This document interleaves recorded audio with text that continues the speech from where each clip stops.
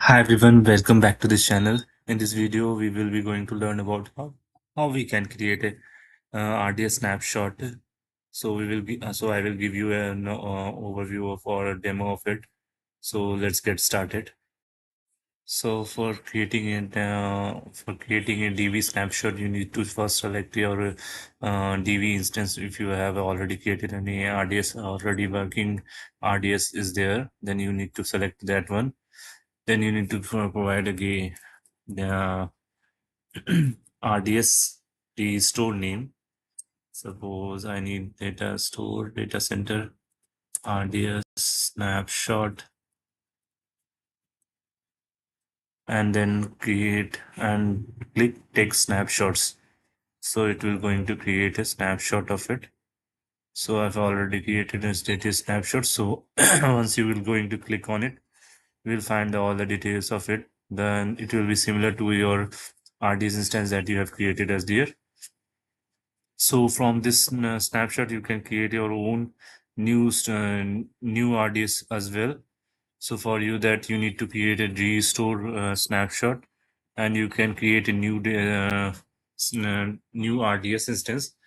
So for if you like to create a blue-green deployment of a production service, so you can easily create a running RDS instances and copy their data into the as a snapshot and create a new RDS instance and run it locally or your on your staging servers, and you can check out whether everything is, or you can test everything that is working as expected. Then you can just replace it with your new with your old ones. So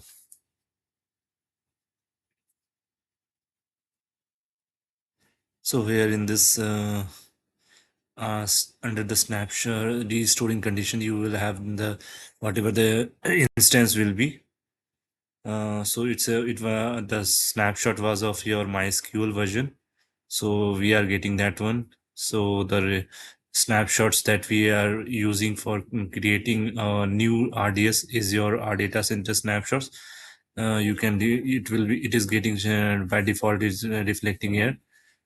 So what are the available instances are, you can check it out what level of instances that you require to be created under the new RDS.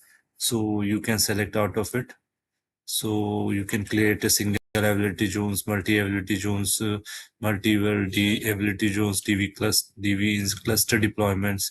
Here we have a 3 instance deployment where we will have a write and read endpoints for one SSDs and another two for the for your reader endpoints. Whereas in your multi-availability zones DB instance deployments, we will have a one primary instance and one will be in the secondary ability zones with no endpoints for standby conditions. So these are the conditions that we have right here. So here the instance size or the classes on which your RDS should be running. So here the multiple options that we all know about what are the instance types we have, like your standard memory burstables. So out of that, we are using right now for the burstable, that is your T class, that is the free one. If you will, if you are if you would like to do something memory optimized process, then you can go for the R and X classes, that is your memory optimized classes. So here the multiple other options are available here. That is your what is the volume size of it on one's provisions to for storing your data, that we are right now using here the GP2, GP3 according to the high standard. You can use or input output performance. Uh, you can select the DV or storage conditions, how much allocated storage you like to provide. You can allocate here, you can mark here as well. So what are the connectivity process that will be going to be used here? You can have an IPv4 if you are going to deploy under the new VPCs. You can add it here.